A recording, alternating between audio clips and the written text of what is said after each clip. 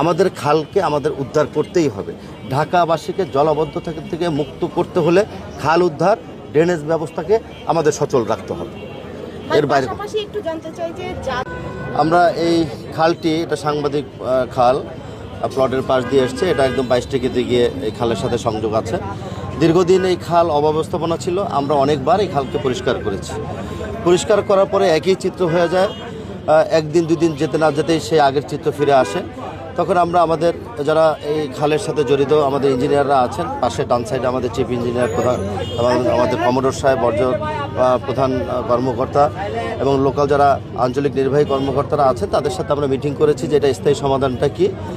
তো পরবর্তীতে আমরা এটা স্থায়ী সমাধান খুঁজে পেয়েছি। কী কারণে এই পানিগুলো কালশি রোডে গিয়ে জমাট বাঁধে, একটু বৃষ্টি হলে কেন জলাবদ্ধতা হয়, পানিটা এখান থেকে পাসই হতে পারছে না।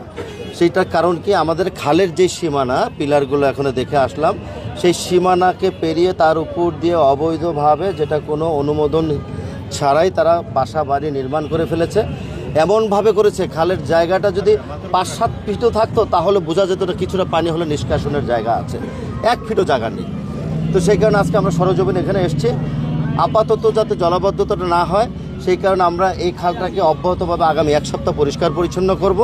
পরবর্তীতে এটা স্থায়ী সমাধানের জন্য এলাকাবাসী, যিনি এই জায়গার আপনার মালিক সমিতিরা আছেন, মদিনা এবং সবুজ বাংলা, পলাশনগর, 3টি বাড়ি মালিক সমিতিকে আমরা দাওয়াত দিয়েছি, তাদের সাথে আলোচনা করব এবং বাড়ি মালিক সমিতির মাধ্যমে প্রতিটি বাসায় বাসায় চিঠি পাঠিয়ে তাদের সাথে কথা বলে আমরা একটা সিদ্ধান্ত নিব। কারণ এইভাবে জনগণের টাকা অপচয় করে প্রতিদিন পরিষ্কার করব, একইভাবে পরের দিন চিত্রটা আগের চিত্র ফিরে যাবে, সেটা তো হতে পারে না।